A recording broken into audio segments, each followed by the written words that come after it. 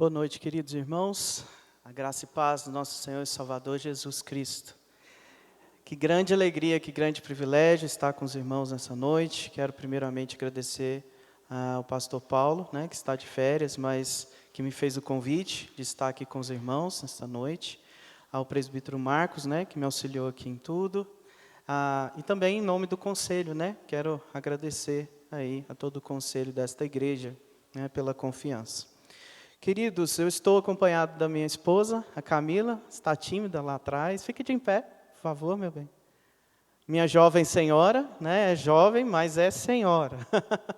E com a minha irmã Francimar, que é a nossa querida irmã, que muito nos auxilia, já bem conhecida aí dos irmãos, Então, eu estou bem acompanhado aí dessas queridas.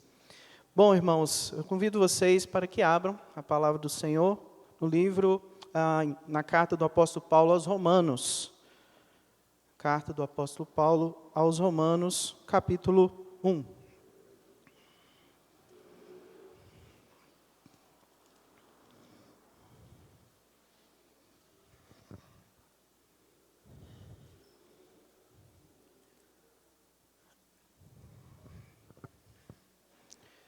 Eu lerei o verso de número 16 e o verso de número 17.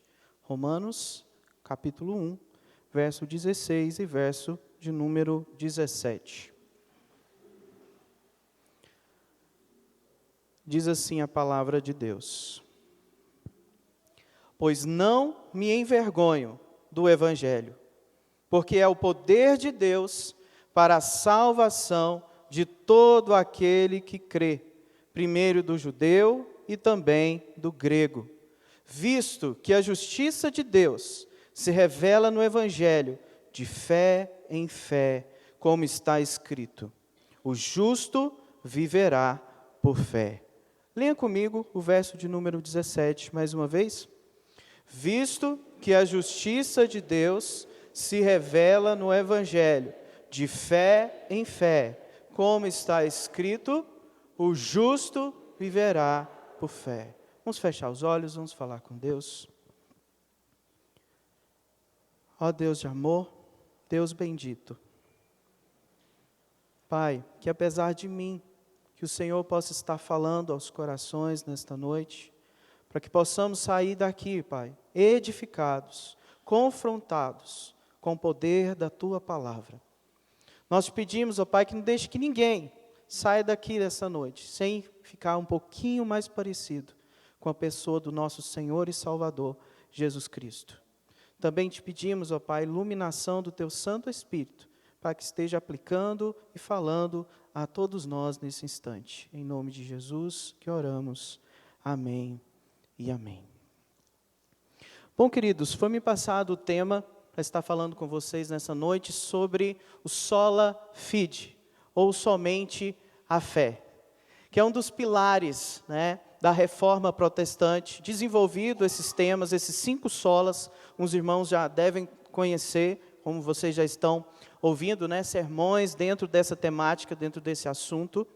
E o sola fide é um dos temas mais importantes, que mais movimentou o período da reforma protestante. Como vocês sabem, Martinho Lutero fez a tradução da carta do apóstolo Paulo aos Romanos, e ao se envolver, ao fazer a leitura dessa carta tão riquíssima, teologicamente falando, ele foi encontrado novamente pela palavra do Senhor. E aqui, a partir da leitura desse texto, e esse texto, inclusive do capítulo 1, do versículo 16 e 17, é onde nós encontramos o tema central da carta do apóstolo Paulo aos Romanos, que é: o justo viverá por fé. Repita comigo bem forte, vamos lá?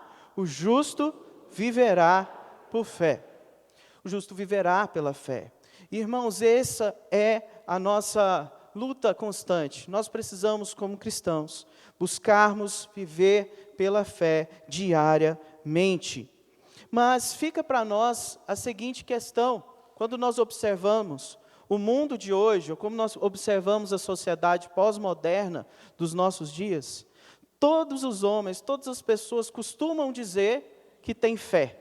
Você já deve ter ouvido gente que às vezes não concorda com a palavra de Deus, ou às vezes até despreza a fé evangélica, a fé cristã, mas diz ter fé em alguma coisa.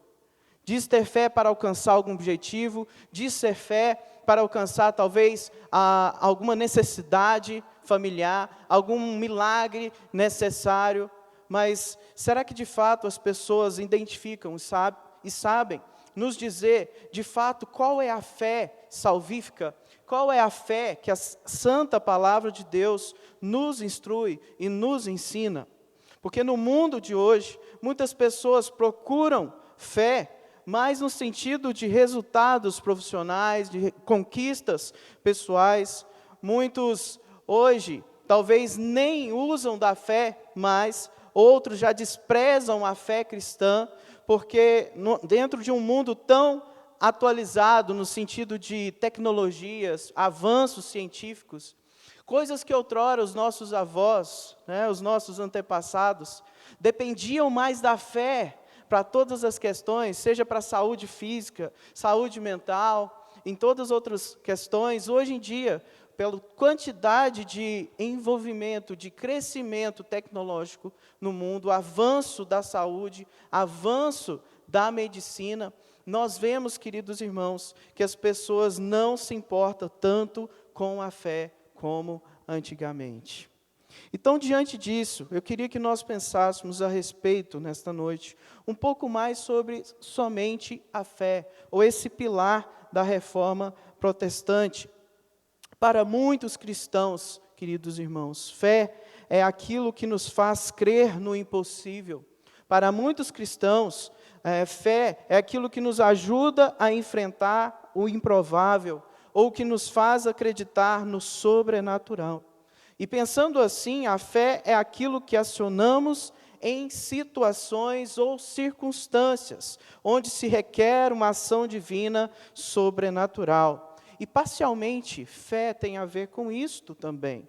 Contudo, irmãos, o problema é que para muitos cristãos pós-modernos de hoje, os recursos teológicos, tecnológicos, científicos que nós observamos no mundo, inimagináveis, que às vezes nós nem conhecemos, tem muitas vezes feito com que as pessoas não acionem mais a fé em suas vidas.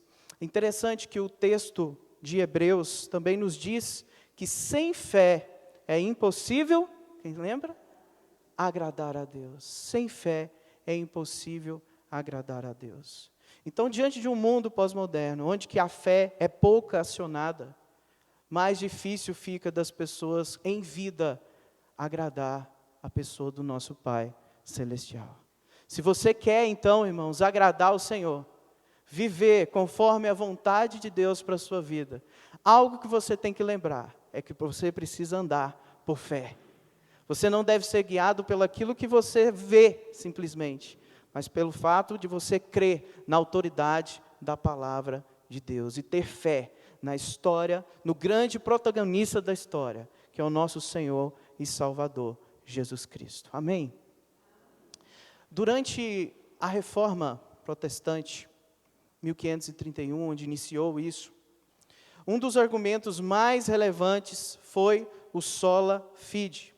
E dentro daquele contexto religioso, daquela época, este argumento era uma grande afronta aos princípios da antiga igreja romana, que afirmava que a justificação do homem seria através da fé, nós também falamos isso, mas não somente pela fé, mas também por obras, por méritos e conquistas pessoais, desenvolvimento pessoal de santificação, de santidade, levaria também a junção entre crer pela fé no Senhor, mas também em obras. Mas nós, como reformados, nós não cremos assim. Nós cremos que a salvação é somente pela fé. A fé como um instrumento para que a gente possa apropriar da salvação, da obra no Calvário do nosso Senhor Jesus Cristo. É bem diferente. Então, quando Martinho Lutero se deparou com esse texto, há muito tempo atrás, ele percebeu que, na verdade, queridos irmãos, a salvação é somente pela fé. A fé como instrumento de Deus. É claro que a fé não salva ninguém. Quem salva é o Senhor Jesus Cristo, é a obra do Senhor Jesus Cristo na cruz. Mas é através da cruz de Cristo e através da fé como instrumento que nós nos apropriamos da grande salvação, da grande obra de Jesus em nossas vidas. Então, queridos, Lutero, ao ter esse grande encontro com a carta de Romanos, ele viu que as Escrituras ensinam que nós não somos salvos pela fé, nós somos salvos pelas obras de Cristo, mas nos apropriamos das obras de Cristo através da fé. E como dito em Efésios capítulo 2, a fé é o quê? É um dom de Deus. A fé não é uma decisão, a fé não é uma escolha. A fé é um dom, é uma dádiva que Deus entregou aos seus filhos, aos seus escolhidos, aos seus eleitos. Então, irmãos, no texto de Romanos, capítulo 1, versículos 16 e 17, que eu queria que vocês voltassem a atenção novamente para esse texto, nós temos o tema de toda a carta de Romanos, que é o justo viverá pela fé. E eu queria que vocês observassem que existe aí, nessa passagem, 5 palavras muito importantes para nós. Observe aí que tem a palavra evangelho, todos acharam? Bem no início. Outra palavra importante, poder de Deus, salvação, justiça de Deus e a expressão de fé em fé. E baseado nessas palavras importantes, significativas para nós, dentro desse pequenino texto, é que eu queria pensar com vocês sobre as características de um cristão que vive pela fé. Repita isso comigo, as características de um cristão que vive pela fé. Vamos de novo? Foi um bom ensaio, né? As características... Muito bem, isso mesmo. Então, hoje nós vamos ver apenas 2 características de um cristão que vive pela fé. E a primeira característica de um cristão que anda, é guiado pela fé, que anda com o Senhor Jesus, nosso Senhor e Salvador, é que ele não teme os homens e ele não tem vergonha do Evangelho. Você tem vergonha do Evangelho, meu irmão? Você se sente inseguro, quando você precisa compartilhar e falar da sua fé para outras pessoas? O apóstolo Paulo, queridos irmãos, ele não tinha vergonha do Evangelho.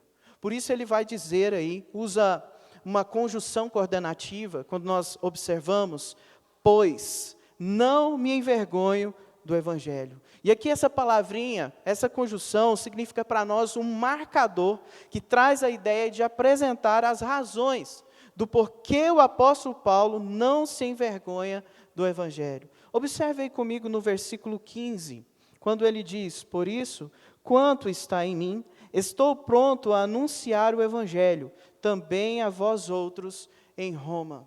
O apóstolo Paulo está aqui dizendo que ele estava pronto para pregar, para anunciar o Evangelho. E aqui quando ele usa essa conjunção, pois não me envergonho, ele vai dizer então, começar a ampliar para nós as razões pelo qual ele não se envergonha de proclamar o Evangelho do Senhor Jesus Cristo. Então Paulo, aqui ao escrever essa carta, perto do fim de sua 3ª viagem missionária, ele se prepara, ele estava ali nesse contexto, se preparando para partir da Palestina, com uma oferta para os pobres cristãos, lá da igreja de Jerusalém. Isso é dito para nós em Romanos 15, versículo 25.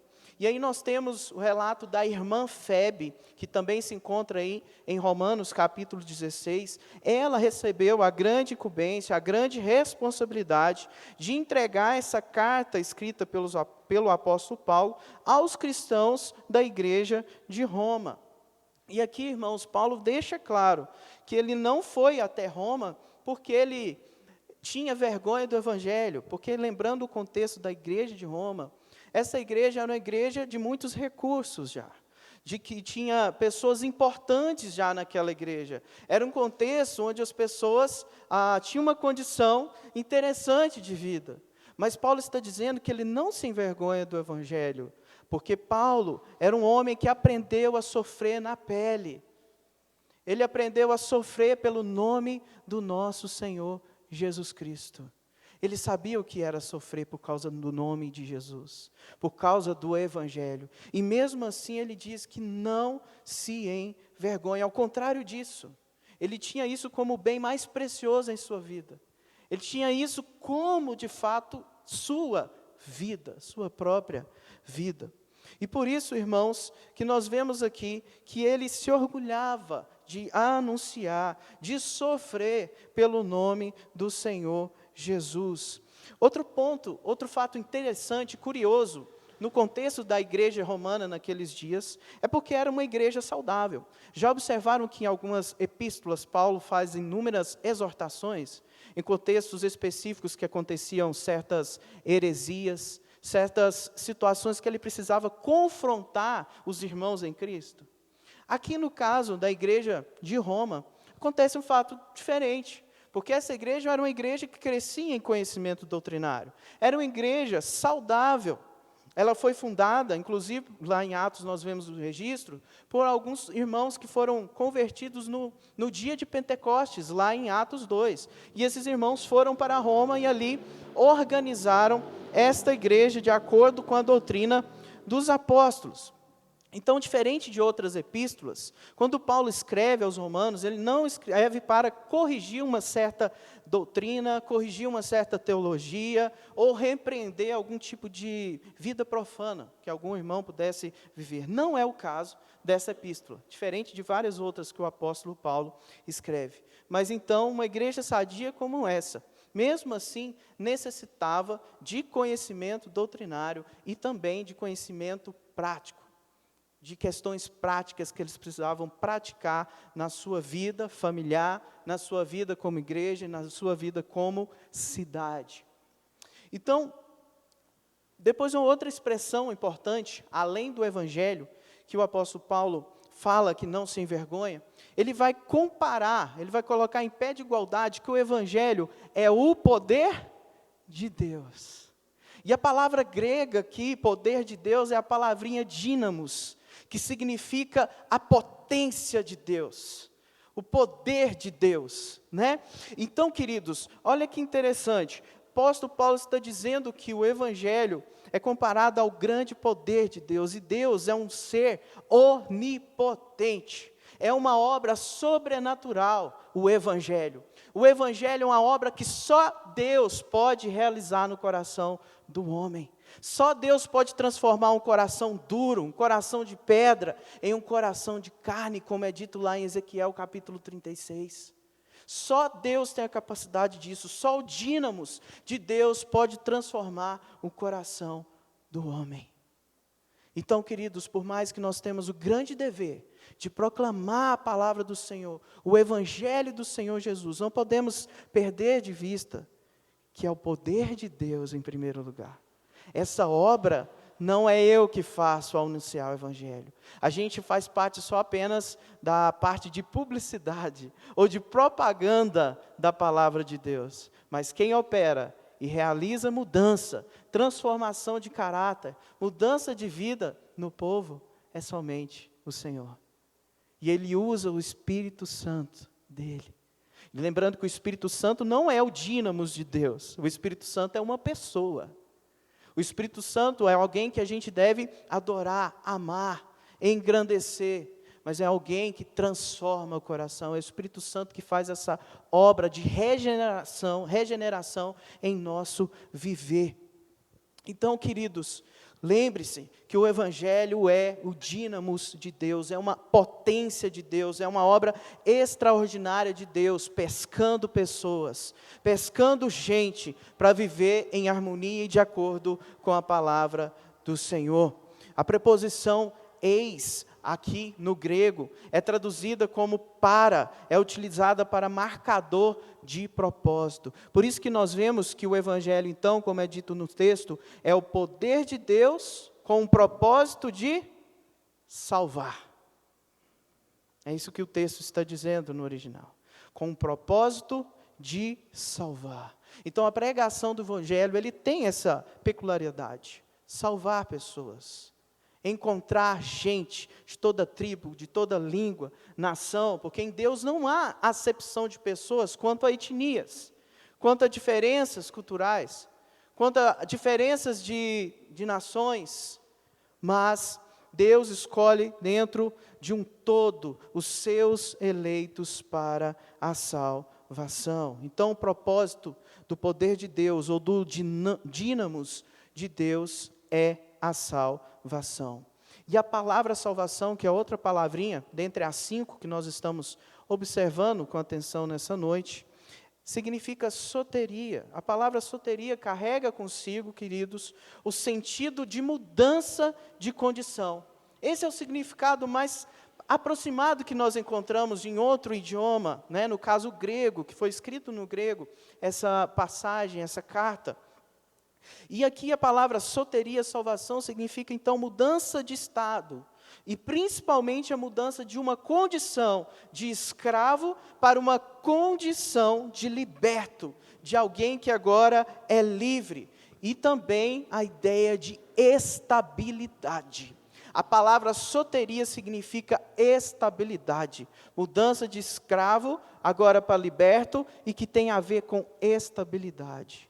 Então, queridos, salvação não é algo para a gente viver inconstante.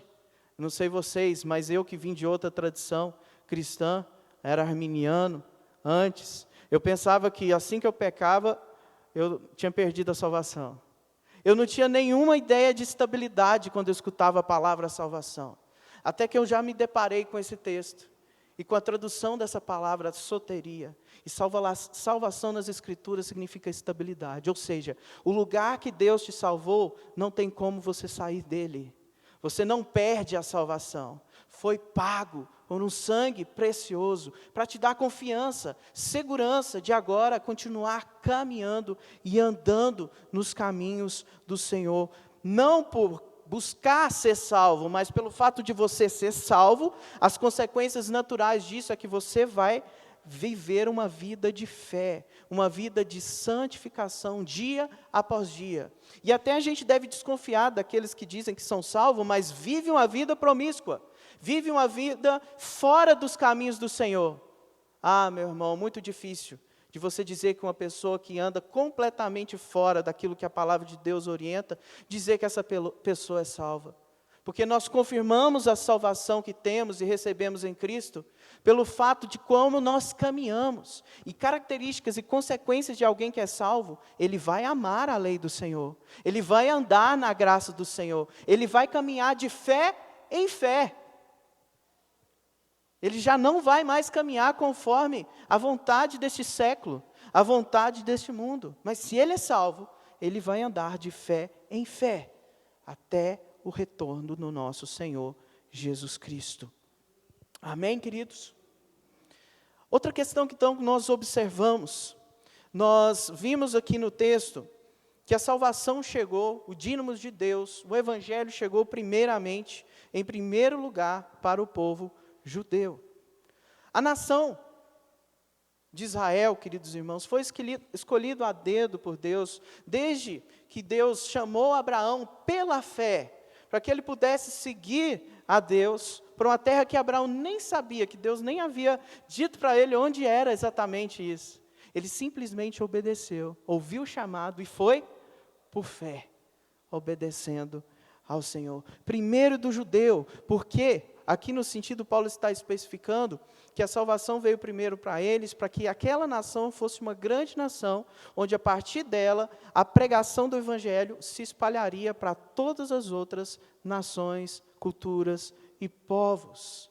Então é a nação para ser a nação missionária de Deus, agora também para os gentios. É interessante que a palavra aqui, grega, quando coloca em primeiro lugar para o gentio, e também do grego, é a palavrinha helênico, que tem a ver com a cultura grega daquele tempo, daquele contexto histórico. Mas não só significa para os gregos em si, mas para todos os gentios, porque nas Escrituras, quando fala sobre o povo grego, está falando não só para aquela nação, mas para todo o restante do mundo, para todos os outros povos como nós, que somos os gentios, conhecidos nas Escrituras, que a palavra de Deus falava, e anunciou que ia chegar a salvação também para nós. Então, meus irmãos, essa é a salvação de Deus, uma salvação que traz confiança, que traz estabilidade para a sua vida. E toda vez, meus irmãos, minha irmã e meu irmão, que você se sentir fraco na fé, que você se sentir desanimado, ou sem falta de esperança, com alguns problemas no seu coração, seja eles físicos, seja eles emocionais e espirituais, lembre-se que você não perdeu o seu lugar de salvação. A sua vida está amparada, está firmada num fundamento firme, numa rocha inabalável. E o nome nessa rocha é Jesus Cristo. Então, todas as vezes, meu querido irmão e irmã, que você se sentir enfraquecido, talvez por causa de um pecado, que você tem sentido dificuldade de ser liberto dele, talvez por uma situação complexa que você não tem reagido bem dentro da sua família, dentro, às vezes, até mesmo da igreja, dentro, às vezes, da sua cidade, do seu trabalho, dos seus estudos, meu irmão. Não desanime, porque a palavra de Deus diz, soteria, salvação, que você está estabilizado numa rocha firme. Você é salvo por causa das obras de Cristo, e você se apropria da obra de Cristo em sua vida, através do instrumento chamado fé. Amém? Creia nisso, e viva, meus irmãos, de fé em fé. Precisamos viver de fé em fé. Irmãos, eu estava conversando essa semana passada, com um rapaz, uma pessoa, lá na Secretaria de Cultura, de Valparaíso, e a pessoa me disse que ela é uma pessoa que crê no evolucionismo. Não crê que Deus criou todas as coisas.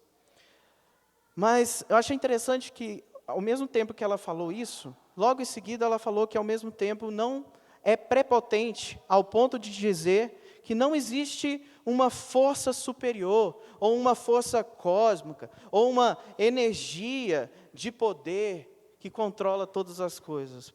Observe a confusão que as pessoas têm a respeito de um ser superior. Para nós, Deus não é um ser impessoal, como muitas pessoas hoje em dia têm anunciado por aí. Como se Deus fosse só uma energia, ou uma força cósmica. Alguém aqui já assistiu aquele filme, o Avatar? Que tem ali no filme a expressão de uma deusa que se chama a mãe de todos, eu não sei se é bem esse termo que está no filme, mas tem uma árvore lá, e da árvore surge várias energia cósmica para sustento, e para que as pessoas possam viver. Existe essa ideologia hoje muito forte no nosso mundo pós-moderno, onde desconstrói a ideia de Deus, de um Deus pessoal, em que você tem relacionamento. Só no cristianismo trabalha com a ideia de um Deus pessoal. Qualquer outro tipo de religiosidade, queridos irmãos, qualquer outro tipo de religião, sem ser o cristianismo, trabalha a partir de um Deus impessoal, de um Deus que não é soberano sobre todas as coisas. E aqui, queridos, nós cremos de fato em um Deus que quer ter relacionamento para conosco. Por isso, que um dos fundamentos e um dos pilares da reforma protestante é trazer de volta o fato de que o cristão precisa andar de fé em fé. Por isso que essa expressão de fé em fé, aqui no texto, mais adiante nós vamos comentar um pouco mais, é extremamente significativo, porque de fé em fé significa que desde o início, que começou a Bíblia a ser escrita, sempre foi pela fé, e até Apocalipse ainda continuou pela fé, e até que Cristo retorne, nós vamos continuar a vivermos o Evangelho pela fé. E aplicando isso para os nossos corações, queridos irmãos, não tenhamos então vergonha do Evangelho de Cristo, porque nós recebemos uma herança que é incorruptível, e nada pode tirar de nós o status que nós temos de filhos de Deus. Paulo não se envergonhava do Evangelho, porque ele sabia que o principal status que ele precisava na vida dele, não era financeiro, não era de mérito, não era de honra, mas sim o status de que ele era filho de Deus. E você, querido, você tem um status mais precioso para você, que é o fato de você ser um filho de Deus. Você não vai perder isso. Você já tem a salvação em Cristo Jesus. O texto de Marcos, capítulo 8, versículo 38, nos diz o seguinte: Porque qualquer que nesta geração adúltera e pecadora se envergonhar de mim e das minhas palavras, também o Filho do Homem se envergonhará dele, quando vier na glória de seu Pai com os santos anjos. E outra coisa muito interessante, eu fico com o texto de 1 Pedro, capítulo 4, nos diz que nós não podemos sofrer como assassinos. Um cristão, ele não pode sofrer como assassino, como malfeitor, como ladrão, ou como quem se intromete em negócios de outro. Mas como cristão, nós devemos nos sentir honrados se tivermos que padecer ou sofrer por causa do Evangelho de Cristo Jesus. Se sinta orgulhoso se você for perseguido por causa de ser alguém que proclama a palavra de Deus. Mas a verdade, irmãos, que muitas vezes a gente pode ser perseguido, não é porque a gente proclama a palavra de Deus. Muitas vezes a gente também é perseguido por sermos chatos. Ou por não sermos bons cristãos. E às vezes a gente confunde. A gente pode tomar uma postura de vitimização em certas situações. Pensar que você está sendo perseguido por causa do Evangelho, mas na verdade você está sendo perseguido porque você não é um bom cristão assim. Ou porque você é um bom baita de um chato. E isso acontece também.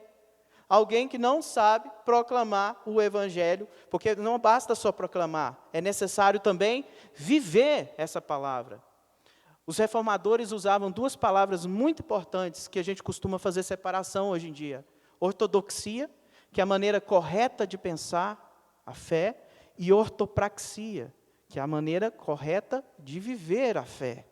E nós não devemos desassociar ortodoxia de ortopraxia. Essas coisas precisam andar juntas.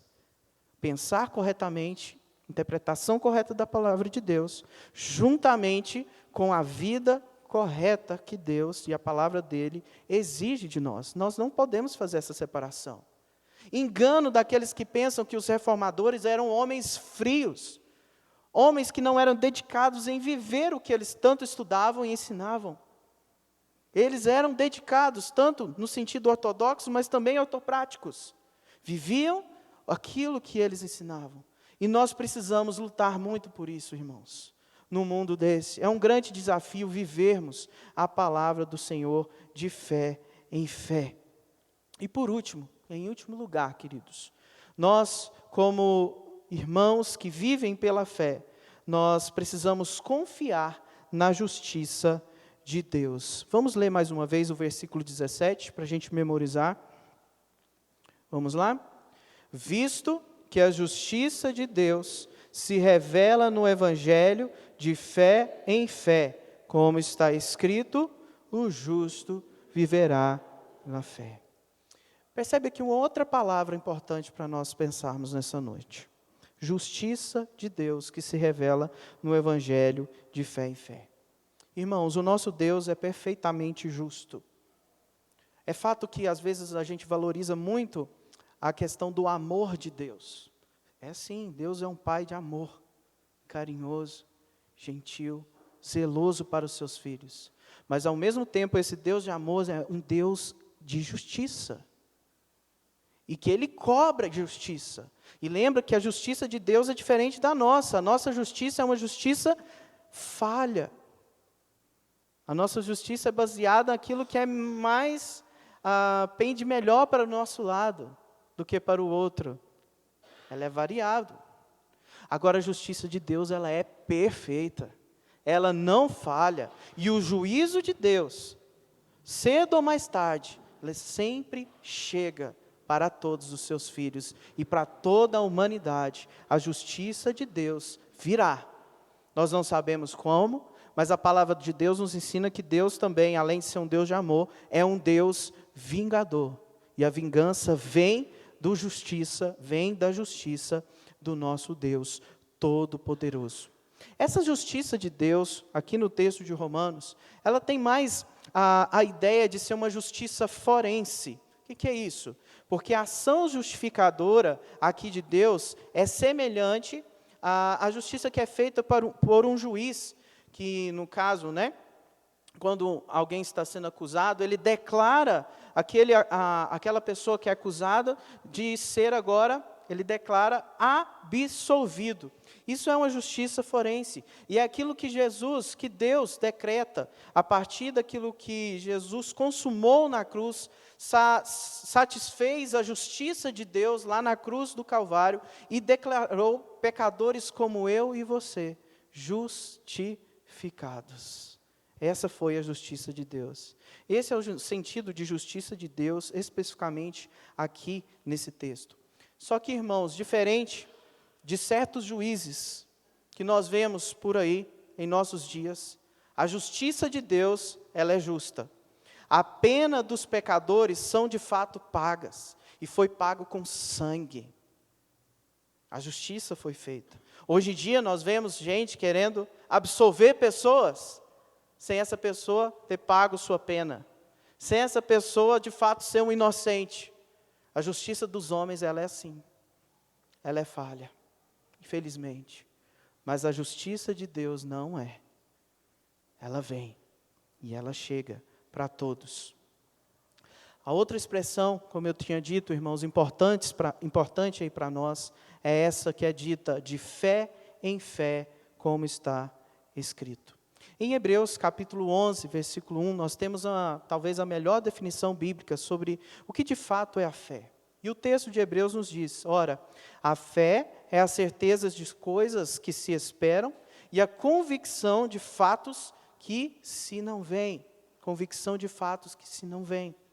Especificamente, a expressão de fé em fé, aqui neste contexto, refere-se à história da redenção, que é marcada sempre de fé em fé. Desde Gênesis capítulo 3, versículo 15, quando Deus deu a promessa a respeito de um descendente que viria de uma mulher, viria para ferir a cabeça da serpente. Aqui esse texto já era um protótipo do Evangelho. O ensinamento que viria um Messias, chegaria um dia um Salvador, que ia imputar justiça nos eleitos de Deus. E esse Salvador veio e chegou. E o nome dele é Jesus de Nazaré. De uma região que ninguém esperava. De uma região que as pessoas eram desprezadas pela sua situação financeira. Mas aqui nós vimos que o Salvador Jesus veio de uma maneira simples, Jesus de Nazaré. E sempre foi pela fé nessa promessa, desde Gênesis capítulo 3, versículo 15. Depois nós vimos, irmãos, que Abel, o irmão de Caim, ele ofereceu pela fé um excelente sacrifício a Deus e obteve um testemunho de ser considerado justo, porque agiu pela fé, a promessa de Deus. Noé construiu uma arca, foi pela fé, que Deus disse para ele, numa realidade de tempo geográfica, que jamais poderia acontecer uma chuva e um dilúvio. Ninguém acreditava naquilo, mas pela fé na palavra de Deus, no chamado e na convocação que Noé recebeu de Deus, ele confiou. E pela fé ele construiu aquela arca. E nós sabemos o resultado disso. A aliança que Deus fez com a sua família. Irmãos, também foi pela fé, como a gente já falou, que Abraão obedeceu a Deus quando foi chamado. Ou seja, de fé em fé. Isso que é o significado dessa expressão no texto de Romanos, capítulo 1, versículo 17. Sempre foi pela fé. Do início até o final da revelação escriturística, sempre foi pela fé que os homens escolhidos por Deus caminharam. A fé, então, é sempre o instrumento de Deus para nos declarar justificados. E para concluirmos, a última expressão que nós repetimos muito aqui nessa noite: o justo viverá pela fé. E quando nós vemos essa expressão citada pelo apóstolo Paulo, ele está fazendo, na verdade, uma citação do texto de Abacuque, capítulo 2, versículo 4. E lá nesse texto está exatamente essas mesmas palavras que o profeta Abacuque, em seu contexto, em outro contexto, utilizou essa expressão, que o justo viverá pela fé. E lá o profeta Abacuque, irmãos, surgiu em cena durante a história do reinado de um ímpio chamado Jeoaquim. Era um homem que aborrecia a Deus, que influenciava a nação de Judá a ser uma nação impiedosa, uma nação idólatra. E o profeta, então, Abacuque, vai questionar, vai fazer uma pergunta para Deus. Por que Deus está permitindo que a impiedade crescesse no meio daquela nação, no meio da nação de Judá? E aí, Abacuque faz essa seguinte pergunta: por que Jeová permite que os ímpios de Judá oprimam aqueles que são mais justos? Muitas vezes, irmãos, essas são as mesmas indagações que eu e você fazemos diante de Deus, não é verdade? Por que a gente vê a impiedade, às vezes, sobressaindo sobre aqueles que são justos? Por que Deus permite coisas desse tipo? E observe qual que foi a resposta de Deus para Abacuque: os malfeitores serão castigados. E Deus falou que ia enviar os caldeus, ou os babilônicos, que eles iam chegar para levar aquele povo para um cativeiro de 70 anos. E então, ele fica abismado, Abacuque, o profeta, com essa resposta de Deus. Ele vai fazer uma segunda pergunta para Deus: por que Jeová permite que os caldeus castiguem os judeus, os quais, pelo menos, são mais justos do que esses estrangeiros? Olha o cenário aqui. O profeta Abacuque está questionando Deus. Por que ele permite que um rei mais ímpio, mais impiedoso, que não conhece a palavra de Deus, vai ser usado por Deus para castigar a sua nação que é idólatra, que tem feito ídolos no seu coração? E Deus vai falar: o tempo de juízo para os caldeus também vai chegar. Deus ia usar aqueles ímpios para corrigir o seu povo, contudo, Deus também vingaria a impiedade dos babilônicos, e isso aconteceu na história. Deus julgou aquelas nações, aqueles povos que oprimiram a nação de Judá. Então, irmãos, nós precisamos, de fato, colocar toda a nossa confiança em Deus. É esperar, confiar em Deus pela fé, é esperar em alguém no que diz respeito ao futuro. Fé em Deus é agarrar algo com todas as forças, e agarrar algo é agarrar o próprio Cristo ressurreto. Confiança não é em coisa, mas em fato alguém real, Cristo Jesus. É nele que nós descansamos, é nele que devemos ficar firmados e seguros. Um pastor anglicano chamado Stuart Olit, ele fez uma ilustração de um modelo de fé, comentando certa vez um episódio que ele observou de suas duas filhas. Ele tinha estabelecido para suas filhas estudarem piano 20 minutinhos por dia. Tem alguém aqui que já estudou piano? Alguma vez? Ou algum instrumento musical? Precisa estudar todo dia um pouquinho, não é? Para poder aprender de fato alguma coisa, você precisa praticar. E aí esse pastor colocou essa norma para suas duas filhas. Só que uma das filhas dele, ela não gostava muito de estudar o piano. Então toda vez que ele forçava ela a ir estudar os 20 minutinhos, ela sempre ia para o piano assim, ó. Brava, nervosa, e começava a tocar assim. E ficava 20 minutos tocando com raiva, e não estudava de fato. Já tem a sua outra filha, quando ela era chamada para estudar, ela ia tranquila, e não ficava só 20 minutos. Às vezes ela passava 1 hora, 2 horas, até 3 horas, estudando ali o seu piano. E citando essa ilustração, irmãos, isso me faz lembrar sobre um personagem bíblico muito conhecido, que andou com Deus pela fé até que fora trasladado por ele. Esse homem foi Enoque. Enoque andou com Deus de fé em fé por toda a sua vida, a ponto de Deus o tomar para si. E Enoque viveu e andou com Deus em um período, irmãos, de muita impiedade. Um período parecido conosco. E isso nos ensina que nós não temos desculpas para não andarmos com Deus hoje, tendo a revelação escriturística completa. Enoque não tinha nada das Escrituras. Nós temos toda a revelação de Deus hoje em nossas mãos. Nós não temos desculpas para não andarmos de fé em fé e sermos guiados pela palavra de Jesus. Então, eu encerro. Por que ter fé em Jesus? Nós devemos ter fé em Jesus, porque a nossa dívida já foi paga. Nele nós fomos adotados como filhos. temos um status que não perdemos, nele temos a vitória, porque Ele tem todo o poder, e Ele luta e vence todas as batalhas para o seu povo. Aleluia, glória a Deus. Feche os seus olhos, vamos orar mais uma vez. Depois eu gostaria de cantar uma canção que eu escrevi, baseado nessa mensagem. Santo Deus, nós te damos graças, glorificamos o teu nome.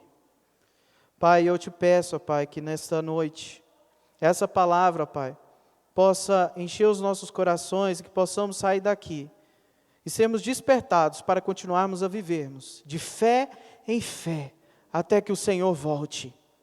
Nós te pedimos, ó Pai, que esteja confortando os corações de cada um nessa noite, aqueles que estão desanimados, que estão tristes, Senhor, com algum tipo de situação, seja financeira, seja no lar, seja, ó Pai, no seu trabalho, nos seus estudos. Mas te pedimos, ó Pai, que essas pessoas possam ser guiadas não pelos que elas estão vendo na sua frente, mas principalmente pela fé, esse instrumento tão rico que o Senhor nos deu, ó Pai, que possamos ser guiados pelo chamado do Senhor nas nossas vidas. Em nome de Jesus que nós oramos. Amém e amém.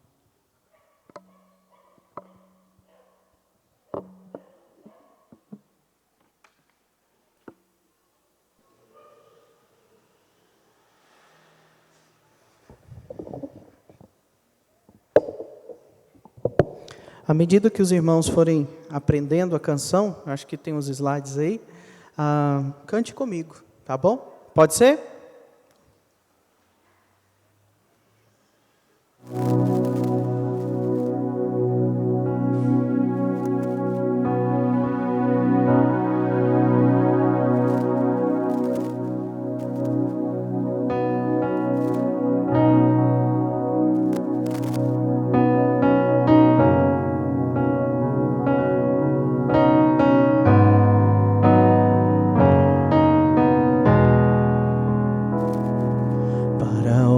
Irei,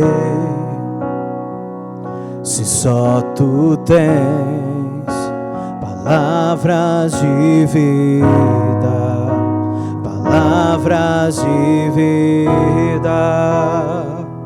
Eu creio que tu és o Cristo, o Santo de Deus, o Santo de Deus. Vivo que do céu desceu,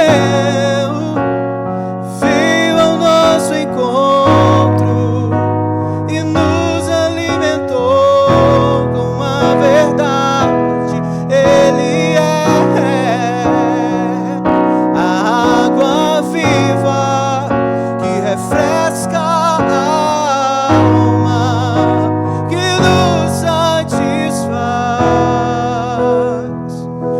Nele crê, vida eterna terá. Quem nele crê, não mais terá fome. Quem nele crê, vida eterna terá. Quem nele crê, não mais terá sede.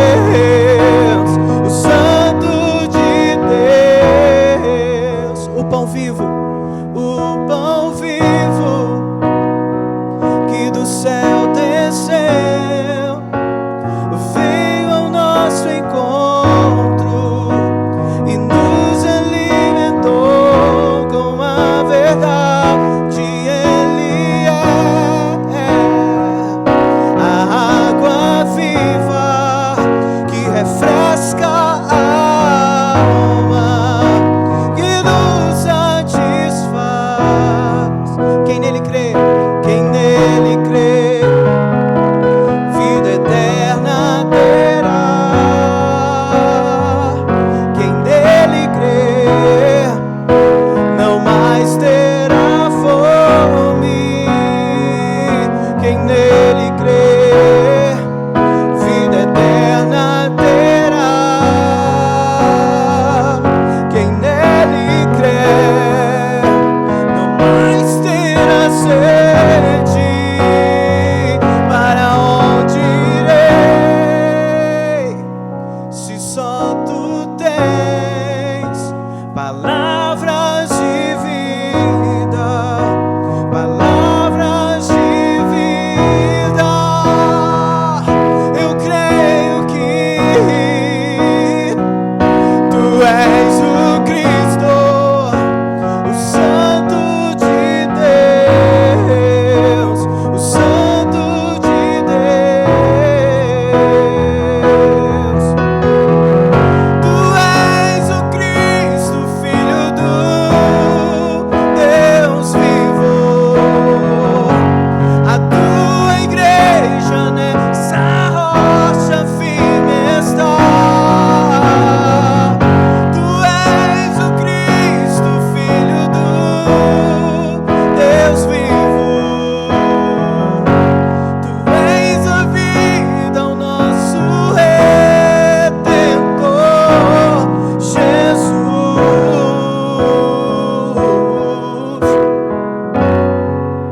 Amado Senhor, eu quero ouvir vocês para terminar.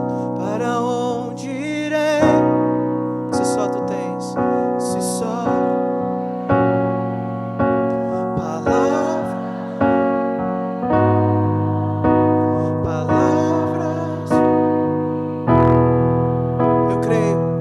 Eu creio que tu és o Cristo, o Santo de Deus, o Santo de Deus. Mais uma vez. Para onde irei,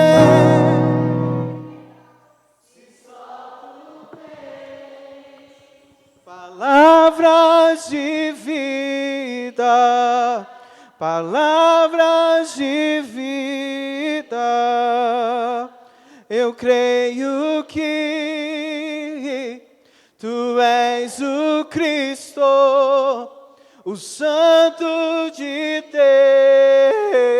Deus, o Santo de Deus. Amém.